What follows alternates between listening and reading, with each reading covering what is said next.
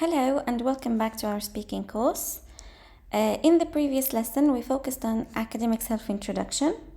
We looked at how to present ourselves professionally, how to talk about our teaching, how to talk about research, academic interests in a natural way. Today, we are going to move to something that university teachers do almost every single day, and that is expressing opinions. When I say it is something we do every day, we are speaking of in-class activities with students, discussions with colleagues, meetings, etc. So it is a daily occurrence to have an opinion and attempt to express it in English. Usually having the opinion in our mind is the easy part.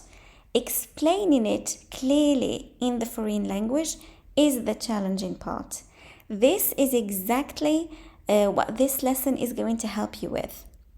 So hopefully by the end of this lesson, you will be able to express your opinion clearly in relation to your field of expertise, give reasons supporting that opinion, and probably speak for 2 to 3 minutes about it after practice. And we are not going to forget about one important point about expressing opinions in English, which is the skill of voicing over disagreement. Since nobody wants to sound rude or create unnecessary tension in a professional setting like university, so you will learn also about the possible ways you can disagree politely in this lesson. Now, for you to understand the value of expressing your opinion in English, I want you to think about the last time you were in a class or a discussion and you have been asked about your perspective on a certain issue. Think about it, then think about saying it in English. Challenging, right? The challenge is not necessarily the language, since you probably know the basic words. The challenge is organizing those ideas you have in your head and expressing them clearly in the foreign language. The example we have here is going to help you put yourself in the situation a little bit. Imagine that the university administration arrives with both good news and bad news. The good news is that funding is available. Money is available. The bad news is that there is only enough money for one project. You have two options. The first option is to install AI-powered learning tools across the university. The second option is to provide international training opportunities for all teachers. And you cannot choose both. Now, if we imagine this in reality, we know it is where teachers begin changing sides every 30 seconds. AI sounds attractive, makes work easier. Training sounds even more attractive. But which one would you choose? More importantly, why? And even more importantly, can you say all that in English?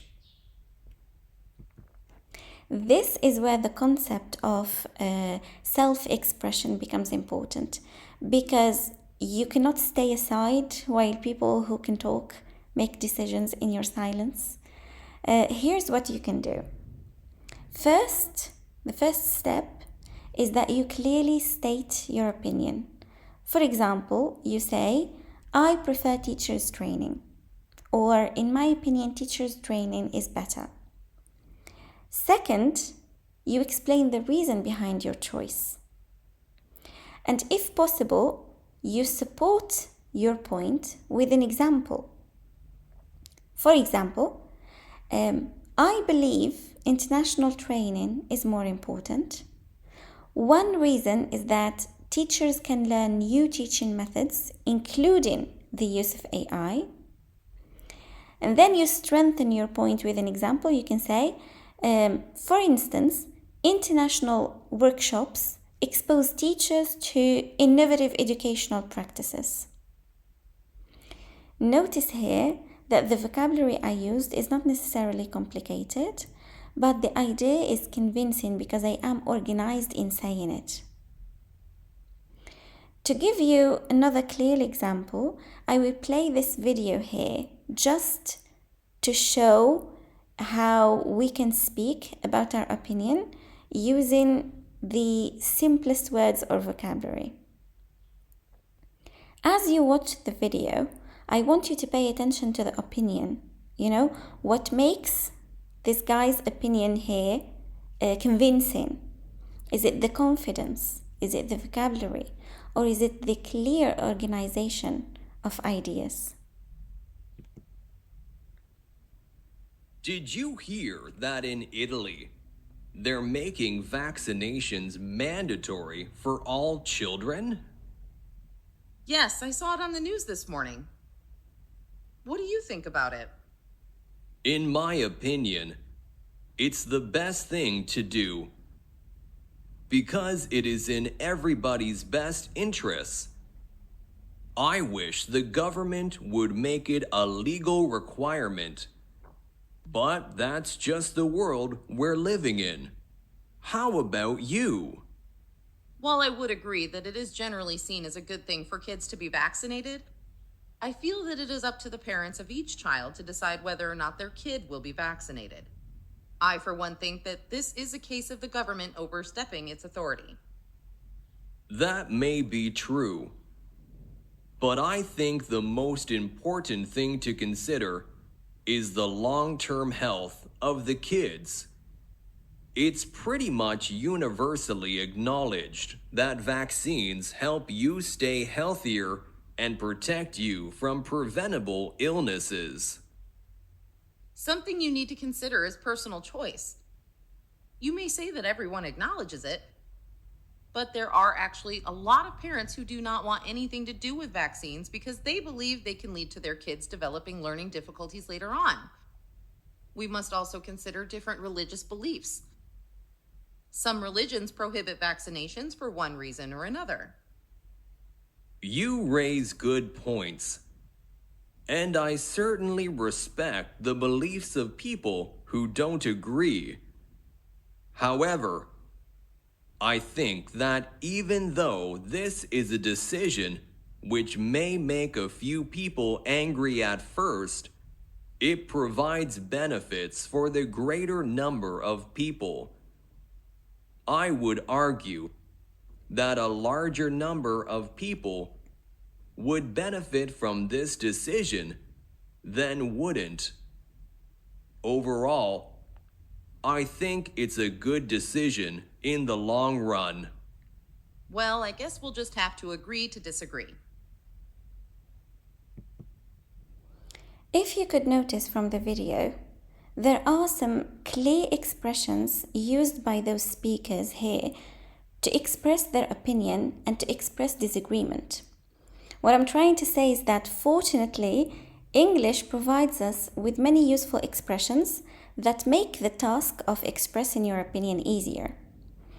Here are some of them. To express your opinion, you can say, in my opinion, I believe that, from my perspective, or you can say, personally, I think. When explaining a reason, you can use expressions such as, one reason is that, this is important because, or the main advantage is. Examples are equally important, as we said, because they make abstract ideas more concrete and close to the understanding. You can introduce examples with, for example, for instance, a good example is. And when you are ready to finish your response, you might say, therefore, for these reasons, or simply overall as in the video. As usual, when I give you these expressions, you don't have to memorize all of them. You can simply pick the ones that sound more natural to you and you feel are going to be helpful to organize your thinking and guide your listener through your ideas. Now, something we have been talking about since the beginning of this lesson is to disagree professionally and politely, which is one of the most important skills to learn in academic communication. The reality of university life is that we teachers constantly agree and disagree. Researchers disagree, students disagree, entire academic fields sometimes disagree for decades. So the objective is to exchange those opinions and ideas with academicians in a polite manner. In front of you, you have a spectrum of agreement and disagreement and ways you can voice over your position. On the right, you have degrees of agreement. If you totally or slightly agree, you can say, I completely agree, or I share that view. On the left, you have degrees of disagreement. If you totally or slightly disagree, you can say, I understand your point, but I think, or I see it differently because, or another perspective might be, this is to show respect to the other speaker's opinion while politely standing against them. If you are not with nor against, we call this a neutral position. You can simply say, I agree to some extent, or that is true, however, I am open to other perspectives as well. So, to see these expressions now put into use, I have another example of speaking for you. We have speaker 1 and speaker 2 reacting to the following statement. Traditional exams should disappear completely. I repeat, traditional exams should disappear completely. Now, whether you agree or disagree is not the important part. The important part is how you respond. And I want you here to listen to both speakers, speaker 1 and 2, and decide which one was more polite, which one was more convincing as you listen. Here's speaker number 1. That is stupid. Now speaker number 2. I understand your argument.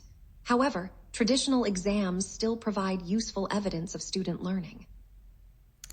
You can almost immediately recognize that the second speaker sounds more effective in his response or in her response, because speaker 1 replied with, that is stupid, which is a totally unsuitable response at the university level. The second speaker was more respectful. She provides the reason. This difference is at the heart of professional communication. At this point, you already have everything you need to build your own complete opinion. You can use this structure in front of you to help you just by filling in the blanks. You start with your opinion, then explain a reason, you add an example, you acknowledge the other person's viewpoint if necessary, and then you finish with a conclusion. Obviously, you do not need to use complicated language or embellished vocabulary because, as we always say, what matters is how your ideas are presented in a clear and connected way. Now that you practiced developing your opinion using the expressions we saw, we come to the main speaking task. You have a topic here. The topic is, should university lectures be recorded and made available online? This is one of those topics where almost everybody has an opinion. Some people focus on the flexibility and accessibility of the courses. Some other teachers worry about absence of students and their engagement. I want you to first think about your own opinion. What do you think? Then prepare a short response. You include your opinion, 2 reasons for this opinion, 1 example, and a brief conclusion. After you do this and after practice, when you come to record yourself, try to imagine that you are actually speaking to a colleague rather than reading an assignment from the paper. Focus on the pronunciation, focus on communicating your ideas clearly. If you make a small mistake, keep going as always. Mistakes are completely fine at this point. After recording your response, we come to the self-assessment part. Try to evaluate yourself as you listen back to the audio you're recording. Ask yourself, was your opinion clear? Did you support it with reasons?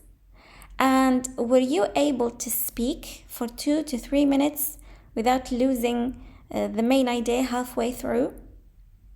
If the answer is yes to most of these questions, then you just made a huge progress. If not, please keep recording and keep practicing your speaking. Congratulations on completing lesson 2. Today you learned how to express opinions, support them with evidence and examples, and participate somehow in professional discussions respectfully. In the next lesson, we will focus on sharing experiences related to our field or teaching style. Thank you for your time and your hard work today.